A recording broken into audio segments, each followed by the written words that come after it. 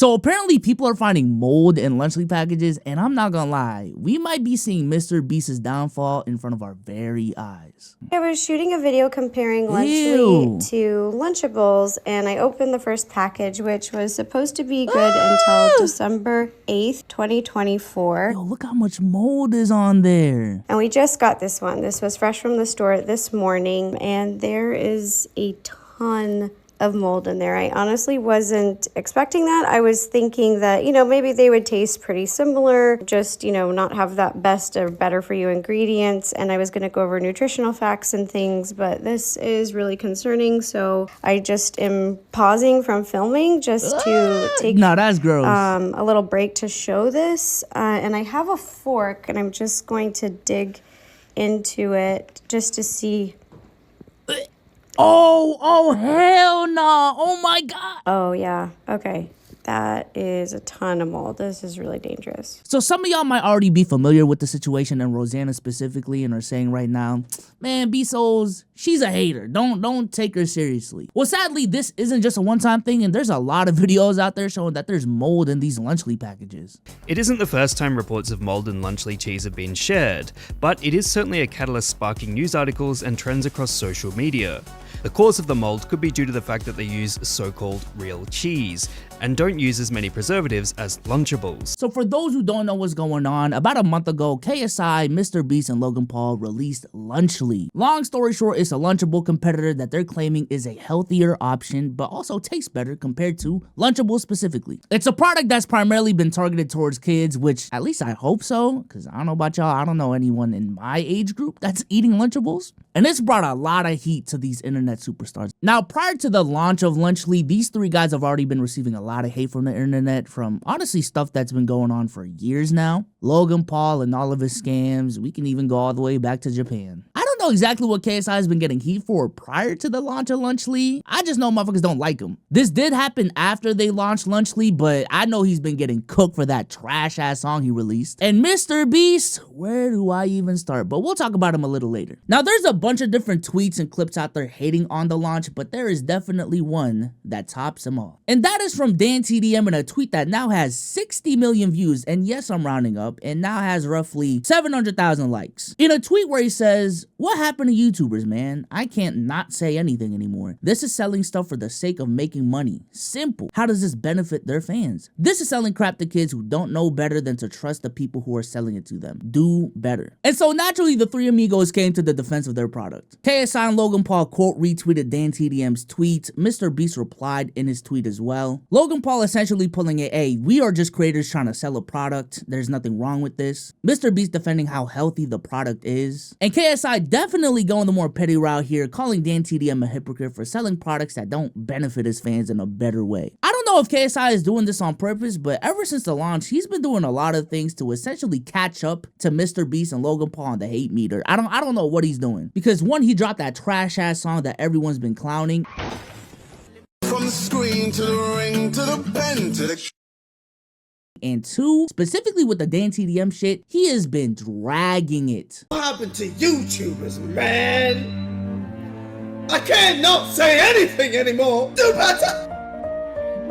Do better. Because even if you disagree with DanTDM dropped one tweet and KSI dropped like 5-7 tweets in the span of a month. Like, God, let it go. It was one tweet. At some point, you look insecure as fuck. Now, let me say this. I am not a MrBeast fanboy. I am not a part of Low Gang, and I am not one of the side men. Pause if needed. But I felt as if a lot of the initial hate was just forced. Logan Paul and KSI were already hated before this, and if there was a year to hate on MrBeast, it is 2024. But I just felt there was a really big double standard between when creators make products and when traditional celebrities make products. Celebrities making products, healthy or unhealthy, has been a normal thing. It continues to be a normal thing. I know this is a crazy name to bring up, but when P. Diddy made Ciroc, y'all bought it and y'all didn't care about P. Diddy selling alcohol. And if we're about to debate the healthiness of alcohol right now, then I guess we can do that. You've probably seen your favorite YouTuber be sponsored by Raycon, Ray J's earbuds. When Kanye made Yeezy, when Rihanna made Fenty Beauty, when Ariana Grande's making perfumes, where was the backlash back then for just them making the product? But because these are content creators who built brands specifically connecting to their fans, now there's there's this weird double standard. I get why it exists, but it's still a double standard. And like I said earlier, KSI was definitely dragging it by the end of the month, but DanTDM, I still disagree with his initial tweet. Creators have always made products that didn't necessarily make their fans' lives better. And DanTDM is a guy that's also done this. Maybe it's because in this specific case, MrBeast's name is synonymous with like making the world a better place, but this notion that content creators have a duty to make products that make their fans' lives better is insane. At the end of the day, no one is forcing you to buy this shit. You can just keep scrolling. That was my initial reaction. However, with this mold controversy that's been happening lately, I'm gonna have to change my stance a little bit. I still think there's a double standard between when creators make brands versus like when Walmart puts out something because they're a big ass corporation without a face in front of their name. But that also works in favor of creators at times, and I do think this specific case is an example of that. Listen, I am always for content creators starting their own businesses, and my biggest pet peeve when it came to this whole discussion around Lunchly was the fact that the criticism wasn't just about the product, it was just the fact that they're making a product. Like the criticism felt as if, oh, YouTuber man, why are you making a product? Just make videos. But let me make this clear. This mold shit is not that. This is a case of criticizing the product, period, point blank.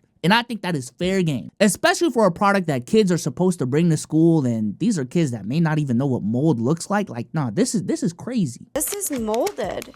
That's mold. This is not safe, especially like kids that are so young. They may not know what mold looks like, so they might just eat it. I saw a picture circulating about mold, but I didn't know if it was fake or, you know, I just had heard about it, but this is real, you guys.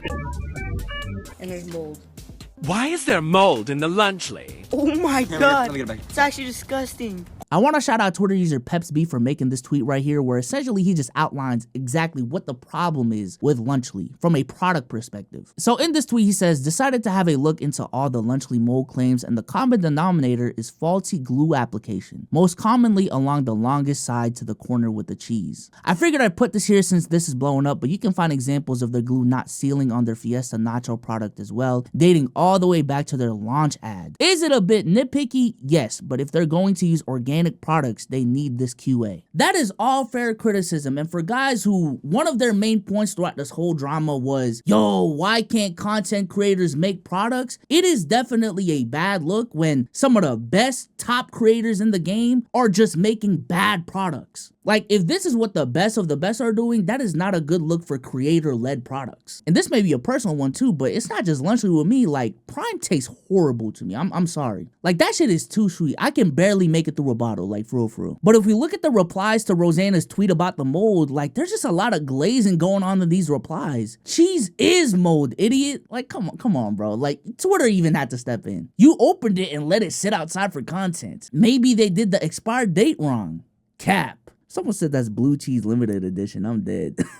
And I just know for a fact the people that I just read that are throwing bail for Lunchly, they wouldn't do that for Gatorade. They wouldn't do that for Lunchables. But because this is a product tied to MrBeast or Logan Paul or KSI, now they're defending it just for that fact alone. Like, bro, there's mold in the cheese. I do want to key in on MrBeast for a second because, my God, he has had a horrible 2024. Now listen, I understand rough for MrBeast is still 50+ million views, okay? There's just levels to this. But I'm just looking at everything that's happened with MrBeast this year, and I just wouldn't be surprised if a couple years down the line, we look back at 2024 and say, yeah, this was the start of the downfall of MrBeast's brand. It started off very light this year when people wanted to criticize MrBeast for building wells in Africa. Like, that's a very easy thing to defend. He was criticized for similar things when he tried to cure people's blindness. And then later this year, he also did a video where he built houses in Africa and got similar criticism towards there. Where the criticism was just, yo, isn't it kind of weird for MrBeast to capitalize off of people's struggles? But I'm gonna keep it a stack. All of that shit was light compared to what was about to happen in late July when the Chris Tyson and Dog Pack situation came about. And my God, the list is heavy. We're talking about allegations of Chris Tyson talking to minors, bringing up racist tweets, MrBeast being involved in some of these things as well, allegedly. So Ava Tyson was an adult at this point. Lava was a child. And saying things like, I posted some fire nudes for you, please no share. And then other shit like, but not $5 pathetic JK kissy face They seem to communicate a lot, even sending Snapchats. So here's one that says, "Coming for America." Under no circumstances should an adult be communicating with a child in any inappropriate manner whatsoever. Him having poor working conditions for some of his videos. Like one of the guys in the dog pack videos were left in a set where the light wasn't turned off and he was in there for like days at a time, which literally is a war crime. They weren't turning the lights off. You know, I asked them, I said, can we like have like nighttime hours, you know? And they said no, because it would fuck up the time-lapse shots. The time-lapse of what, me sleeping? Or me not sleeping? Yeah, I saw in other videos they did like, oh, you're gonna get XYZ hours of sunlight. Oh, great! Well, I don't know how they figured that one out. I didn't have it. You know, one of the things was you got to take away your clock, so you didn't know what time it was. Okay, I got no access to sun. I got no access to clock. The lights are on me all the time. I wasn't sleeping. I could not sleep, and I have insomnia problems now. But they might have started there. I had good people looking out for me. I had a lot of good people looking out for me saying, this, we gotta stop. MrBeast was supposed to have a reality show backed by Amazon Prime, but apparently he got sued because of terrible working conditions and apparently like sexual harassment at the workplace. Class action lawsuit claiming the Amazon Prime show exploited the labor of the contestants, alleging sexual harassment and a hostile work environment. The show, a partnership between MrBeast, Jimmy Donaldson, and Amazon Prime Video. He got exposed for faking his videos as well, and then Lunchley was essentially recapped in this video. It's just been a tough year for MrBeast, man. And I just need to remind y'all, like, MrBeast has been at the top of the platform for 4 or 5 years now. This is YouTube's golden boy. This is a guy who's normalized 100 million view videos, like all these different things. But according to Dexerto, MrBeast's latest video is his worst performing video in over a year with 66 million views in a week. His July 2024 $1 million YouTuber challenge hit 71 million views in just 24 hours. And if we look at his channel, every single video after Survive 100 Days in a Nuclear Bunker Win $500,000, which was a video released at the peak of this drama, all of these videos have struggled to hit 130 million views. Now you might be saying, Beast, struggling to hit 130 million views is bad now? For MrBeast, it is. If we look at his catalog of videos for the last 3 to 4 years, a video that doesn't hit 130 million views is pretty rare. I'm gonna keep scrolling.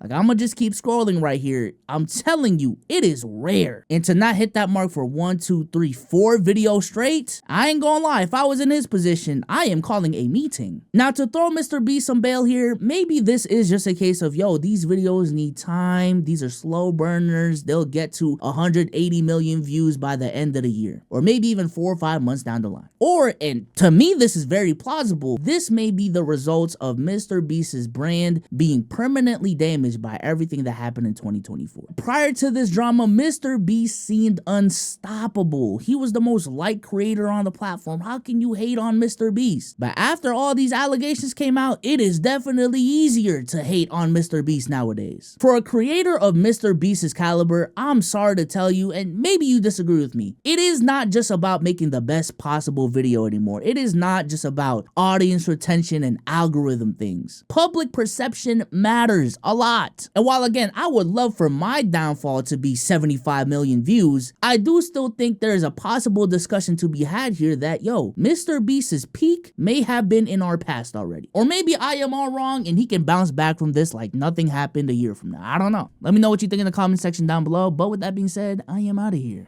Peace.